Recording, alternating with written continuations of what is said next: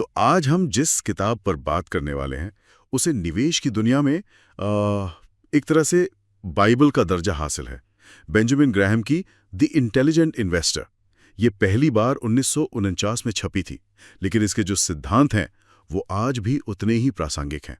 और सोचिए, Warren Buffett जैसे दिग्गज निवेशक ग्राहम को अपना गुरु मानते हैं। तो आज का हमारा मिशन है ग्राहम के निवेश दर्शन के दो सबसे मजबूत स्तंभों को समझना। पहला, निवेश और सट्टेबाजी के बीच का फर्क, और दूसरा, महंगाई यानी इन्फ्लेशन का एक निवेशक पर क्या असर होता है। बिल्कुल, और इन सिद्धांतों को समझने के लिए लेखक को समझना बहुत जरूरी है। बेंजामिन ग्राहम को वैल्यू इन्वेस्टिंग का पिता कहा जाता है। वो कोलंबिया यूनिवर्सिटी से ग्रेजुएट हुए। वॉल स्ट्रीट पर उनका करियर शानदार रहा और बाद में उन्होंने कोलंबिया बिजनेस स्कूल में पढ़ाया भी।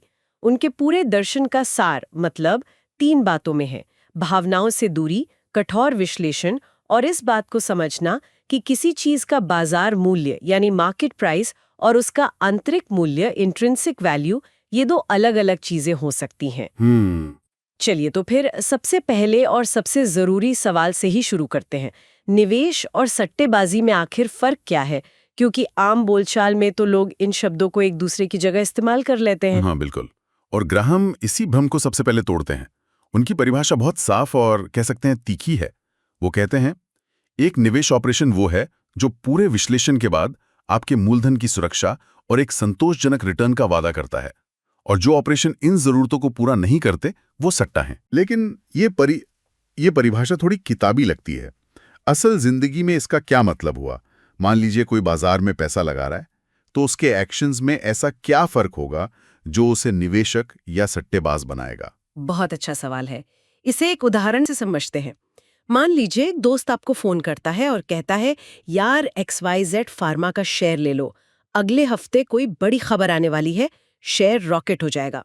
अगर आप इस हॉट टिप पर भरोसा करके पैसा लगा देते हैं तो ये खालिस सट्टेबाजी है। अच्छा, और निवेश क्या होगा फिर? निवेश तब होगा जब आप उस XYZ फार्मा कंपनी की बैलेंस शीट देखेंगे, उसकी पिछली कमाई का विश्लेषण करेंगे, ये देखेंगे कि उस पर कितना कर्ज है, दवा बाजार में उसकी क्या जगह है।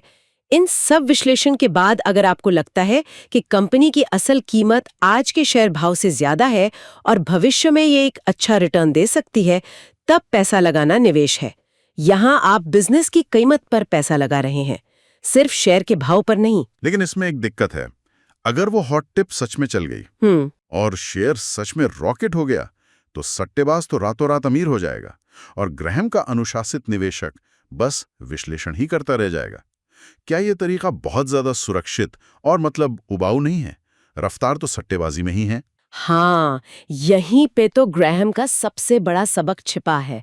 उनका दर्शन आपको जल्दी अमीर कैसे बनेगा फॉर्मूला नहीं देता, वो आपको गरीब होने से कैसे बचें का अनुशासन सिखाता है। सट्टेबाजी एक लॉटरी के टिकट की तरह है। हो सकता है एक बार जैकपॉट लग जाए, लेकिन ज्यादातर लोग सिर्फ पैसा गंवाते हैं। सही बात है। और जब वो गंवाते हैं तो उसका फायदा ब्रोकर्स और बिचौलियों को मिलता है। ग्राहम कहते हैं कि बाजार में लंबे समय तक टिके रहना ही सबसे बड़ी जीत है, और वो तभी मुमकिन है जब आप निवेशक बने, सट्टेबाज नहीं। ठीक है, मान लिया कि अनुशासन जरूरी है। तो ग्राहम किस तरह के अनुशासित निवेशकों की बात करते हैं? क्या सबके लिए एक ही रास्ता है? नहीं, वो निवेशकों को 2 मुख्य श्रेणियों में बांटते हैं, जो उनके लक्ष्य और स्वभाव पर निर्भर करता है। पहले है रक्षात्मक या डिफेंसिव निवेशक। जैसा कि नाम से ही लग रहा है, ये वो लोग हैं जो ज्यादा जोखिम नहीं लेना चाहते। बिल्कुल। इसे ऐसे समझते हैं कि एक शर्मा जी हैं जो रिटायर होने वाले हैं। उन्हें रातों रात करोड़पति नहीं बनना। उन्हें बस ये चाहिए कि उनकी पूंजी सुरक्षित रहे और महंगाई को मात दे सकें। वो है रक्षात्मक निवेशक। इनके लिए ग्राहम की सलाह है, अपने पोर्टफोलियो को अच्छे बॉन्ड्स और बड़ी मजबूत कंपनियों के शेयरों के बीच बांट दो और उसे भूल जाओ। ज्यादा दिमाग नहीं लगाना है। ओके। और दूसरी श्रेणी कौन सी है? दूसरी तरफ है शर्मा जी की बेटी रिया। वो 25 साल की है। वो जोखिम ले सकती है और उसे बाजार को समझने में मजा आता है। वो सिर्फ संतोषजनक रिटर्न से खुश नहीं है, वो बाजार से बेहतर प्रदर्शन करना चाहती है। वो एक उद्यमी या एंटरप्राइजिंग निवेशक बन सकती है। तो रिया जैसे एंटरप्राइजिंग निवेशक के लिए क्या चुनौतियां हैं? सुनने में तो ये ज्यादा रोमांचक और फायदेमंद लगता है। रोमांचक है पर खतरनाक भी। ग्राहम यहाँ एक बड़ी चेतावनी देते हैं। वो कहते हैं कि ये रास्ता सट्टेबाजी के जालों से भरा पड़ा है। अगर आप औसत से बेहतर करना चाहते हैं तो आपको ज्यादा मेहनत और ज्यादा स्मार्ट तरीके से काम करना होगा। आपको वो करना होगा जो वॉल स्ट्रीट की भीड़ नहीं कर रही है, वरना एक उद्यमी निवेशक बहुत आसानी से फिसलकर सट्टेबाज बन सकता है। ये सब बातें तो 1949 की हैं। आज का बाजार तो बहुत तेज है। एआई है, एल्गोरिथम ट्रेडिंग है, क्रिप्टो है। क्या ग्राहम के ये नियम आज भी उतने ही ठोस हैं? यहीं पर एक आलोचनात्मक दृष्टिकोण अपनाना जरूरी है। ग्राहम का ढांचा आज भी मजबूत है, लेकिन हमें उसे आज के संदर्भ में देखना होगा। जैसा कि स्रोत की कमेंट्री में भी जिक्र है, डैनियल काहनमैन और नसीम निकोलस तालेब जैसे आधुनिक विचारकों का काम हमें बताता है कि निवेशक हमेशा तर्कसंगत फैसले नहीं लेता और बाजार बेहद अप्रत्याशित हो सकता है। मतलब हम सोचते हैं कि हम बहुत सोच समझकर फैसले ले रहे हैं, पर असल में ऐसा होता नहीं है। ठीक यही बात कैनमिन का काम बताता है कि हमारे दिमाग में कई तरह के पूर्वाग्रह यानी बायसेस होते हैं। जैसे अगर कोई शेयर लगातार बढ़ रहा है तो हमें लगता है वो बढ़ता ही रहेगा। हाँ, होता है। अगर सब लोग एक ही दिशा में भाग रहे हैं तो हम भी उधर ही भागने लगते हैं, हर्ड मेंटालिटी। तो ग्राहम ने हमें बाजार का विश्लेषण तो सिखाया, लेकिन हमें खुद अपने दिमाग का विश्लेषण भी करना होगा। ये तो बहुत गहरी बात है। तो अनुशासन सिर्फ वित्तीय विश्लेषण का नहीं, बल्कि खुद पर नियंत्रण का भी है। और भावनाओं के अलावा एक और जाल है जिससे कोई निवेशक नहीं बच सकता, वो है महंगाई। ये एक अदृश्य दुश्मन की तरह है जो चुपचाप हमारे रिटर्न को खा जाता है। आपने बिल्कुल सही शब्द इस्तेमाल किया, अदृश्य दुश्मन। महंगाई का सबसे बड़ा असर हमारी खरीदने की ताकत यानी परचेजिंग पावर पर पड़ता है। आज जो 100 रुपए में आता है वो कल शायद 105 में आएगा। इससे उन लोगों को सबसे ज्यादा तकलीफ होती है जिनकी आमदनी निश्चित है, जैसे पेंशन भोगी। लेकिन आम धारणा तो यही है कि महंगाई से बचने का सबसे अच्छा तरीका स्टॉक मार्केट है। कंपनियां चीजों के दाम बढ़ाती हैं, उनका प्रॉफिट बढ़ता है और शेयर ऊपर जाता है। सीधा सीधा हिसाब लगता है। यहीं पर ग्राहम हमें फिर से चौंकाते हैं। वो कहते हैं कि ये सीधा सीधा हिसाब असल में इतना सीधा है नहीं, और यह विचार कि महंगाई के दौर में स्टॉक हमेशा बॉन्ड्स से बेहतर होते हैं एक खतरनाक सरलीकरण है। एक मिनट रुकिए, ये बात थोड़ी अजीब लगती है। मतलब दाम बढ़ रहे हैं तो कंपनी का मुनाफा क्यों नहीं बढ़ेगा? हर वित्तीय सलाहकार तो यही कहता है कि इन्फ्लेशन है तो स्टॉक्स में पैसा लगाओ। वो इस पर आंख बंद करके भरोसा करने से रोकते हैं। सोचिए, एक बिस्किट बनाने वाली कंपनी है। महंगाई के कारण गेहूं, चीनी सब महंगा हो गया, मजदूरों की तनख्वाह बढ़ानी पड़ी। अब अगर वो बिस्किट का पैकेट 10 रुपए से 11 रुपए कर भी दें तो क्या गारंटी है कि उनका मुनाफा बढ़ेगा? हो सकता है उनका खर्चा 1.5 रुपए बढ़ गया हो। तो दाम 10% बढ़ाने के बावजूद उनका मुनाफा असल में घट गया। अच्छा, तो मतलब शेयर की कीमत बढ़ने के बावजूद कंपनी की असली कमाई घट सकती है?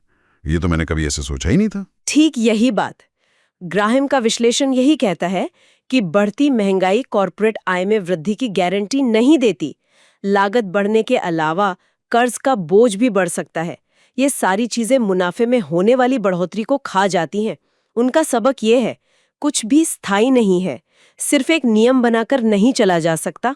तो अगर स्टॉक भी गारंटी नहीं है, तो एक आम निवेशक महंगाई से कैसे बचे? क्या सोना खरीद ले या जमीन में पैसा लगा दे?